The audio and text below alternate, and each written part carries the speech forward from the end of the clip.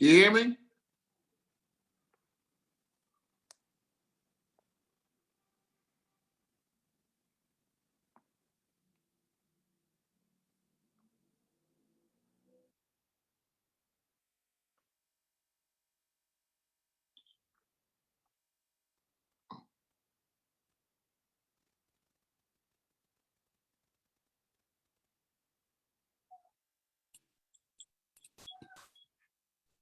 Hello. Hi, can you hear me okay? Yes, I can definitely hear you. love the background. The pictures in the background. Love the background. Thank you so much. Oh, you're welcome. You're welcome. Yes. So first of all, we are back on the Woman Struggle to Experience radio show. We're on live here on the Facebook channel. We have a beautiful guest here who is a problem solver, a game changer, a leader, and an advocate of mental health, just like myself. Her name is Kiara Moore. She is the founder and CEO of Kiara Moore Therapeutic Services. And our mission is to encourage everyone to be their best selves by taking care of their minds, bodies, and spirits. She believes the only person you can control is changing is yourself. When you work together, you can expect to be challenged, encouraged, and empowered. So it's back. So I did some research about your website. So I want to bring you in because it's funny how God works, because my mental was very challenged this week in a lot of ways. So, and maybe you can give us insight about it, about your journey, about how you can be a founder, what led you to this path. And also, I also know is that me and you graduated from the same school.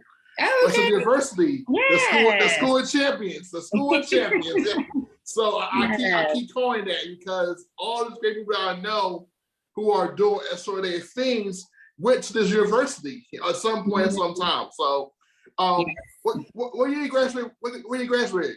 I graduated in 2009. Oh, okay, I graduated in 04. Okay. So yes. So first of all, how was your week? How was your week? It has been a challenging week. I have officially started my holiday vacation. So full-time I work out of school, which is very challenging right now with the amount of mental health crises facing our youth. Yes. So I have been really looking forward to the last day of school before winter break. And I just had a power breakfast with some therapist friends where we set our goals and our intentions for 2022. So you caught me on a really excited day. Yes, that's good. That's good. Yeah. So my week was been interesting with mental health and personal and professional needs. So I realized that I said it before my show came on that I've had this issue for over 20 years with this one word that I didn't realize had power over me, and which was the N word. So and I believe that it's one of the most despicable words that anyone can say to any human being.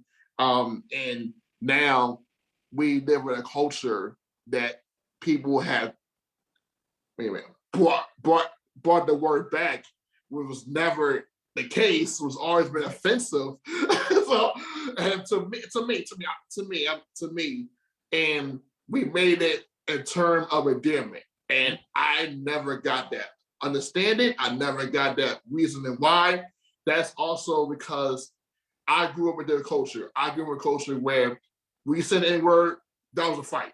We said the B word, that was a fight. It doesn't matter whether how long you're friends, how long you're together. That was a fight right there. But now we say it to each other like it's nothing. And I don't want our youth that I work with to be immersed in that culture. Right. So, and God convicted me. God convicted me because I need to let go of this, because I had an issue with my grandma, who on my dad's side, who said the N-word to me. And it wasn't out of malice, it was just out of acknowledgement. And I ain't talked to her for 10 years. And unfortunately, she passed away 3 years ago. And I never forgave her to this week of what that, and I didn't know how much that word had so much power over me. So do you have, before I get to your journey, I know it should be about you. I know it's No, about you. no, it's I totally. mean, like, you know, but can you give me some insight because of the insight from your perspective of what can I do? So Yeah. when someone says a word around me, so I won't be so quick to cut them off or Right. dismiss them from all my life, you know. So So what comes up for me when I listen to you share that story, and thanks for sharing it because it's not mm, easy being vulnerable, right? So what I immediately thought about is what does what is triggering you by that word, right? Because it's not that it's new, right? I know where it came from and how it has been like um popularized and glorified within our community, right? But right, what is it that is triggering with that's so triggering within you that you have this reaction? Sometimes when that happens, it may not necessarily be the word, but it could be the response behind the word. Like what feelings are coming up for you when you hear that, and why is that? Sometimes and I agree with you that it shouldn't be used. I agree that, you know, the lackluster way that the B word is thrown around, I don't believe that it should be used that way either. um but if something triggers you to that extreme, something resonates with you internally. So is it the connection to the word or the meaning of the word? Is it something that you're trying to disprove within yourself? You know, obviously, you know, you're an advocate, you're an educated person. Is being coming is coming across as ignorant, or is coming across as like, you know, having to prove yourself? You know, we have this whole idea of imposter syndrome that's, you mm, know, a new buzzword where it's like, where do you really feel capable of doing the things that you want to do, or do you feel like you're just faking it till you make it, right? And sometimes when we have those personal insecurities, they're magnified when somebody else says something or does something that's triggering to us.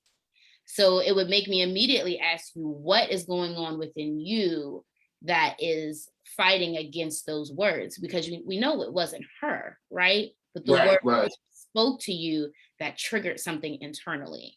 So you would have to do that internal work and release that whatever it is that is fighting against or trying to disprove the fact that you're not the N word, you know. That's what I would say. I would suggest exploring that a little bit more. right. And I appreciate that because that's on but and my journey list of like finding out, getting help for that, having this conversation, figure out what triggered it. I think it wasn't the person that said it, it's just the Right. word itself, you know, Right. that because it took me back to my young in childhood and what that word did to me. And that was another layer of that word. And now I got, I'm now acknowledged that I need help in this area. Now Mhm. I'm gonna get the help that I need. Maybe I can ask you, you know, Mhm. people that I need to help me overcome this because I don't want this to be a problem rest of my life, you know, Right. And or a hindrance in my life, you know. right. So going forward. And with name calling in general, like I mentioned, I work with the middle school population. So Yeah. name calling words, you know, that's a really raw time where those words that are spoken to children in those age groups, it's not easy for it to be like, you know, it's not I'm rubber, you're glue. It's not bouncing off. You know what I mean? They're internalizing these words. And one of the things that I share is that when you know who you are, you have to be able to decipher what words do I and ingest, you know, internalize, Mm, and what words do I completely block, disassociate, and discredit?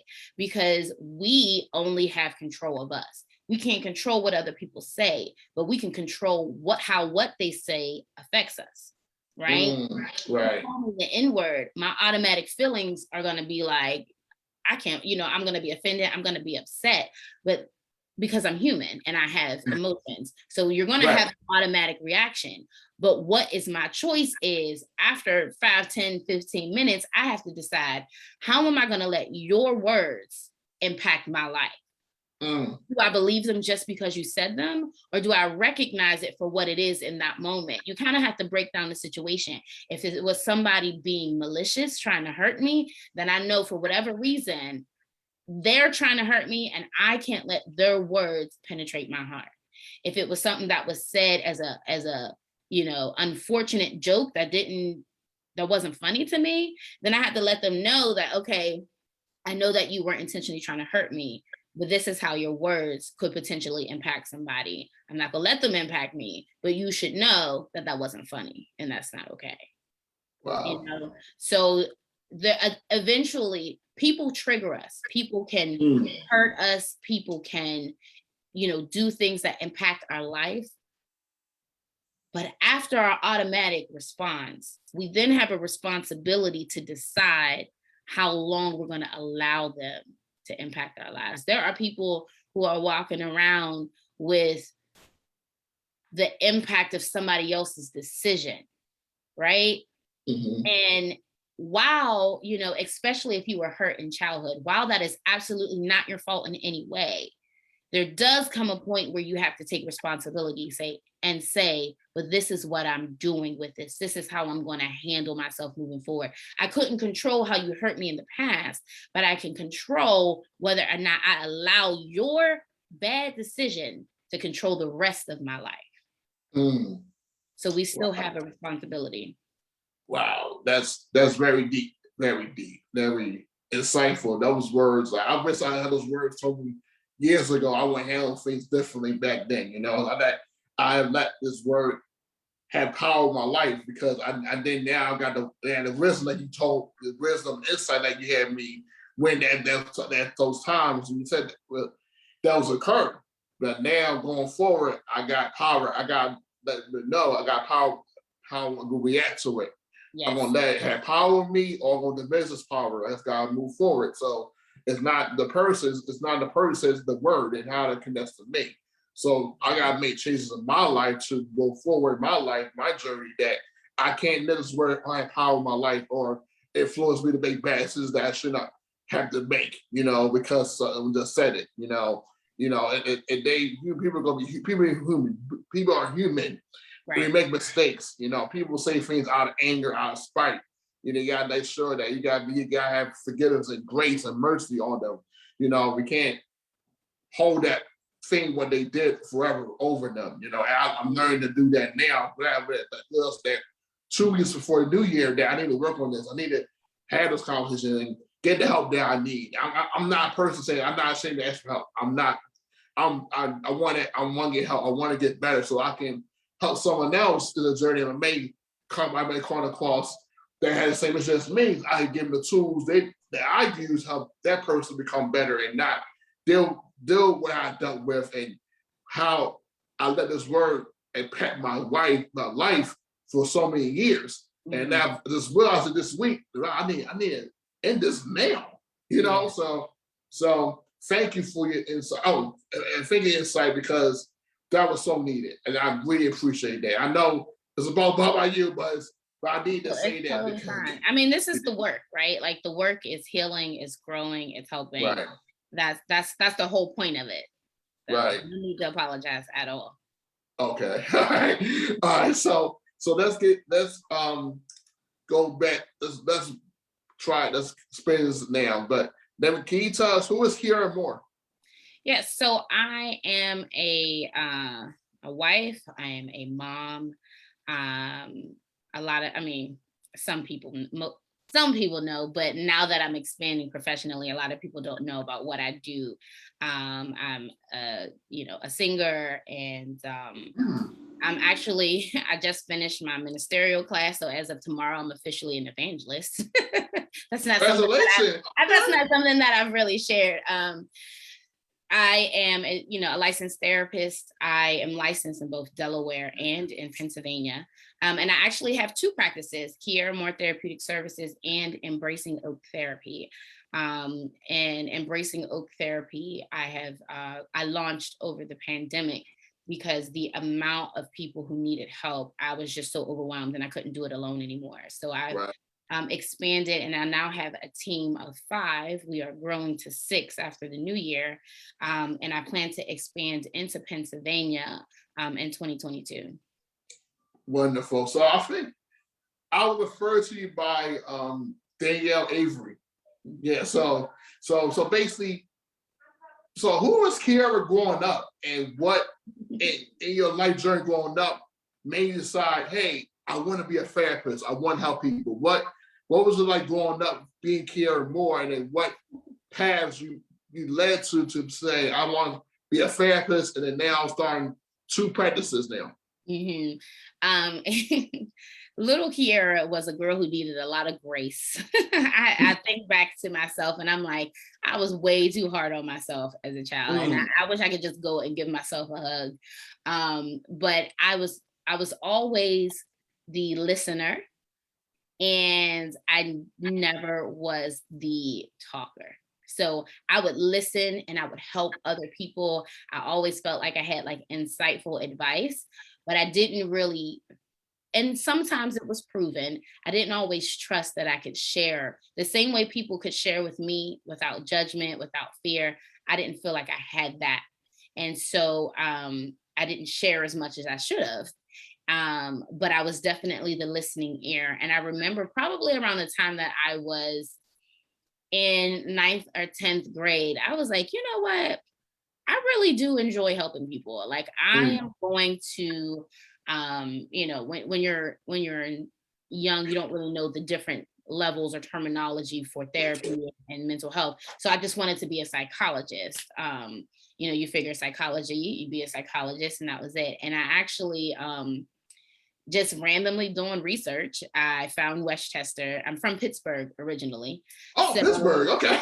yeah, Okay. so I'm from Pittsburgh. I live in Delaware now, but I'm from Pittsburgh, and I found Westchester, and I just fell in love with it. Like there was Mm, such a pull towards it, and I know that it was God pulling me towards that school amen. because I needed to meet everyone that I met there, including your wife. so Yes. so I needed to meet all of the people there because they've all had a major impact on my life. So it started off just being the listener, random strangers being like, wow, you're just so easy to talk to. And then I realized I need to get paid for this. So I went to Westchester, I studied psychology, and then I took a gap year and I went to Eastern University for my master's in clinical and counseling psychology. Mm, So, and then, afterwards working, I always knew that I wanted to do private practice and I wanted to have my own office. And then, later on, I figured out the road to do that, and that I don't necessarily need to be a psychologist, the difference between psychologists and therapists and what they really do. so But question. I'm sorry, cut you off. What's the difference? okay. Like, So a psychologist is someone who does more like testing. First of all, they have to have a PhD or a PsyD, which is more like a PsyD is more specific to clinical, like actually hands-on work, and a PhD is more like research.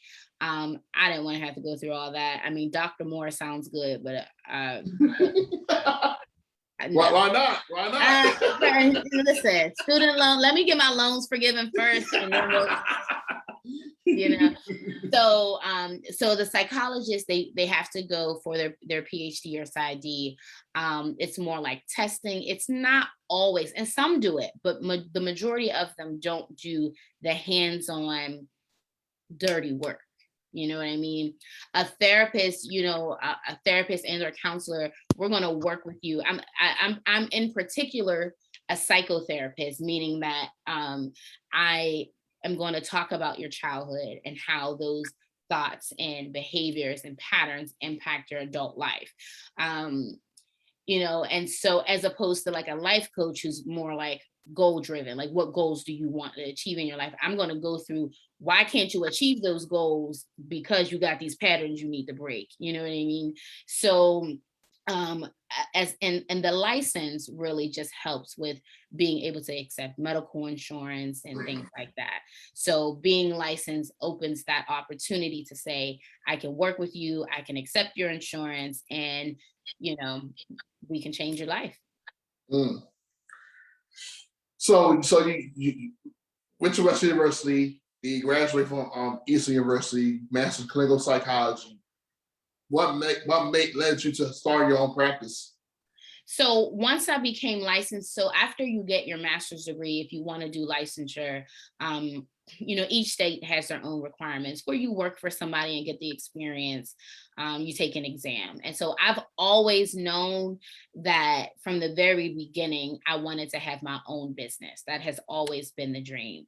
And 2013, I kind of fiddled around and, like did some of the paperwork and, got the business license and things. And then when I got my license, I started to apply for the insurances. So I had some contracts for a while, but it wasn't really until 2019 where I really got the push. So I had my son in 2018, and not too long before I had him is when I received my official license. And so I just began to do the work, and an opportunity came where I met someone, and I was trying to get her to hire me for a particular position. And the timing just didn't work out. Like, I would reach out to her and she would say, oh man, I just hired somebody. Or I would accept a new position and she said, oh, I just got a new opening. And then one day she came to me and she was like, I don't know what capacity. And this was someone that a mutual friend was trying to get us to meet for at least 2 years. And it didn't work out. And then when we did meet, she said, well, we have to work together in some capacity. If you don't work for me, she said, have you ever thought about going into private practice? And I said, funny how you mentioned that. I said, I've been trying to do that. And I just said to myself, well, maybe God is telling me it's not time because things are not falling into alignment. And she said, what do you need? And I said, I really need a place to help these people. I have a baby. I don't want them coming to my house. She said, I have space. You can rent from me. And immediately I was able to renew it was renewal time. So I needed to renew my contracts. And she was like, here's the address, update them all with my address. I started off, and she basically let me use it for free. So things just kind of fell into, like, it got fell line. Because when I was trying to do it, it wasn't working. And God was like, no, I need you to know this person. And so June 2019, I officially launched Accepting Insurances. And the rest is history. I've celebrated my second anniversary. I call it my second anniversary in June, or in May rather, because that's when I officially started marketing and all of that kind of stuff. So I'm now like almost 2.5 years in, and it's going great. I am coming up on my 1-year anniversary of Embracing Oak, which is my expansion. But we started seeing clients in April, and we have grown from 3 to almost 30 clients within our practice. So it is definitely not only a blessing, and allowing me to see my dreams manifest, but it's a blessing to the community because people are struggling. We already had issues, and then the pandemic came and just compounded it and packed on more. And, now returning, with people returning back to the offices for work, for kids returning back to school, everyone's level of anxiety is on 1,000. And it has been exhausting, but also rewarding to know that we're doing our part to help those in need. Yes, I thank God for people like you because we need y'all in the community, especially because, like you said, the pandemic really has compounded things. But now we got the holiday season coming up. So, like, how you do y'all take clients during the holiday season? Because I know because of grief and worry and So we usually begin preparing. Like, I have clients who I'm working with for grief and loss, especially in particular grief due to COVID.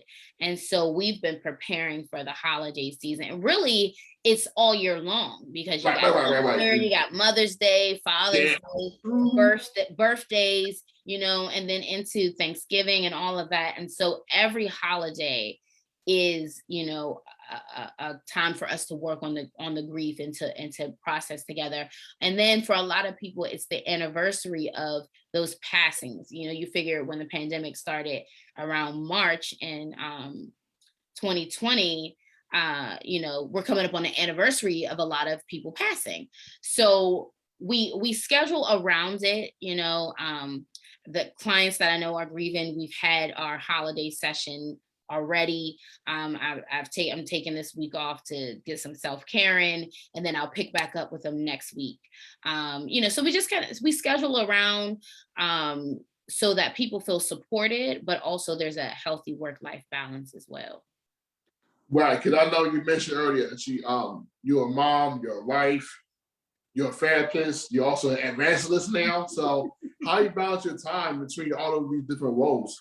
It is not easy, to say the least. A lot of planning, a lot of preparation. If I don't meal plan for the week, I feel completely like lost, because I'm like, Lord, everybody got to eat. Like, what we gonna do?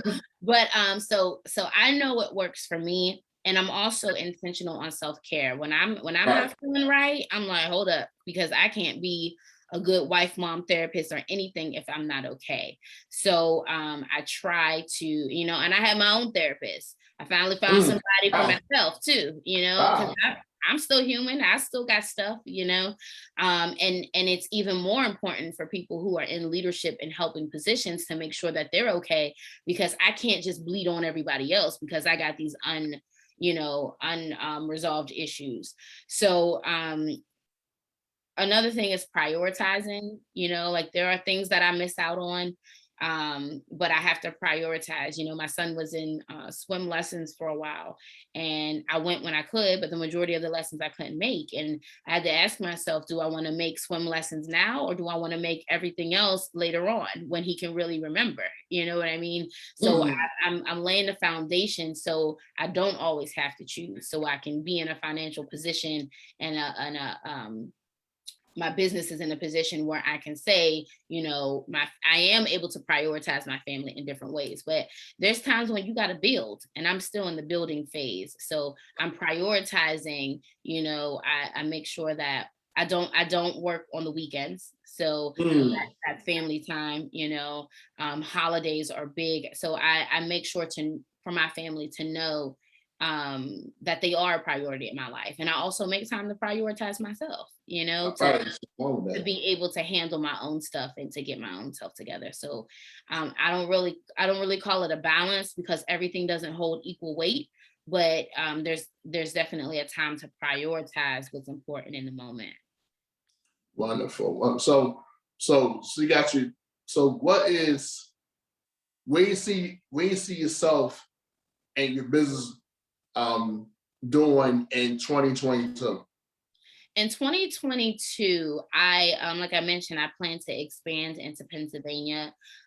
So I'm hoping to offer those services. And my Embracing Oak therapy business, that's 100% virtual. So Okay, it gives that's us perfect. access to everyone across the state of Delaware, and then soon across the state of Pennsylvania. And so I hope to triple, if not quadruple, my revenue.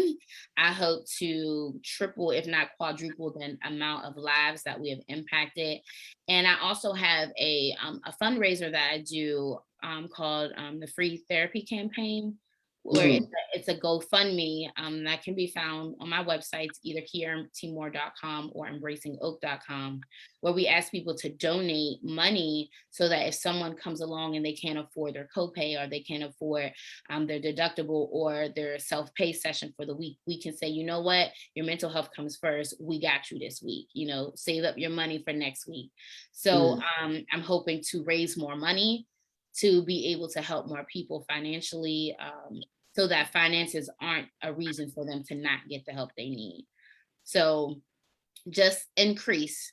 That's what I want. My personal theme for the year are, dreams manifested. So I'm beginning to see that happen, but I want it in full bloom, right? I wanted my dreams to come to fruition in full bloom. So that's the goal. Yeah. So question, you said you work, so you work your own practice, right? But did you say are you working in school as well, in the school? Yes. So I still work full time. Wow. I work full time. And I know. I thought you did that. I know when I was like, that was your full time. No, I work, I still, so I'm a therapist. I'm an on-site therapist for a middle school. So I work with them Okay. until 2:40, and then I see all my private practice clients in the evening. Okay, gotcha. Okay, gotcha. So, okay. But for 2022, I plan to go. I plan to be full-time entrepreneur 2022. So that's Amen. So that I can, further, push into the goals and get everything done. Yes, because I really wanted to, because you brought some up from middle school, and I'm like, and you about to go for me. Thing you doing fundraising because I want our youth to start going to therapy, especially in elementary school. And a lot of times parents will have that insurance or they had to have that copay fee. And I really just gave me an idea. And I really want to start something where we can have kids go free therapy and not that you know what I mean, go therapy, especially in middle school and elementary school where the age that they can remember certain things happening in life and not carry that on the new year, you know what I'm saying, over their lives. And a lot of people don't realize it, but if you have Medicaid, if you're low income, you have Medicaid, or if you're on disability or whatever, Medicaid covers mental health therapy. Wow. So you think that you will not be able to because afford it, but if you have Medicaid, you have access to mental health therapy. Well, because I want to talk to you online. I really want to partner with you because I want to like spread your business to our parents that I work with and to people I know that you can get rid of. You have Medicaid, you get free therapy. I want them to come to you. You know what I mean? Because especially so they can get the help they need for their children, so they can come back. Because I'm really advocating for mental health because I got the Black Men Heal shirt and I'm good at mental health therapy and I'm still going therapy right now. So I'm trying to help myself and I want to help our kids behind me get the help that I didn't have when I was a kid that I should have had, so they can become better than I was at that stage. And because a lot of things happen in my life that I carry with me to adulthood that affect my decisions. So I want my kids to break that cycle and know that they can get help now while they're young, so they won't have to carry that stuff into the adult years. So like trauma or abuse or things that they suppress, they've been told, whatever's in the house stays in the house. They can't say nothing. So I want them to give them the voice that they need to someone they can get healed from, delivered from while they are young, So I definitely want to talk to you offline so we can find a partnership or something where I can promote the business, you know what I mean? Even though you're not in Pennsylvania, they just do the virtual, right? You're not. I will be in Pennsylvania soon, so give me until February. And okay. I know you can't do virtual, so I know that. So okay. Well, I want to just make sure that I am able. The ones who do have, if they do have Medicaid, I have to get those contracts with the insurance companies. So, but that's on my to-do list. And by February, you got my support. By February, I should be good to go. So I'm definitely open to that, and I appreciate that. Yeah, because we definitely gonna talk offline because I do mental health workshops and we do like sessions with the youth. And one of the things I want to do beginning in a new year is have Saturday sessions about mental health because I usually go to schools, but it's kind of hard with a full-time job and a new school schedule. So I want to do like a monthly workshop with our kids and have people like you come on talk about mental health and so get our youth that any youth across the city can get on these Zoom lives and talk to you and then go from there and we can build a partnership from there. So, but we're gonna definitely talk offline, and I know it's past 1, but that's gets here. So, but I really want to thank you for just taking the time and just sharing my experiences and providing another source of resource for people who live in Delaware right now, to Pennsylvania to get help they need, support they need going forward, And can you tell us where people can find you at? Yes. So you can go to embracingoak.com. That's EMBRACINGOAK.com. Or you can go to Kiara, KIARATMOORE.com. I'm also on Facebook and Instagram, Kiara Moore Therapeutic Services or Embracing Oak Therapy. And I'm always sharing content on there. For the ladies, I have a self-care circle where you can, it's a paid membership where people get exclusive access to self-care events and self-care content. And yeah, don't forget the free therapy campaign that also can be found on my website, Embracing Oak, or KiaraTmore.com. Wow, thank you so much for your words, insight, and wisdom. We definitely gonna connect. It's like not something we're gonna see each other. We're gonna definitely connect. Yes. 2022 for those partnerships and build those resources for our community, because we're in a place we need to heal, and we're not in the place we gotta heal ourselves and help heal others. So thank you for your time. I really appreciate you. Hope we can connect down the road. Enjoy your holidays. Get some rest, get some sleep, and just be blessed. Yes, thank you. Have a great one. You too. Bye. Bye.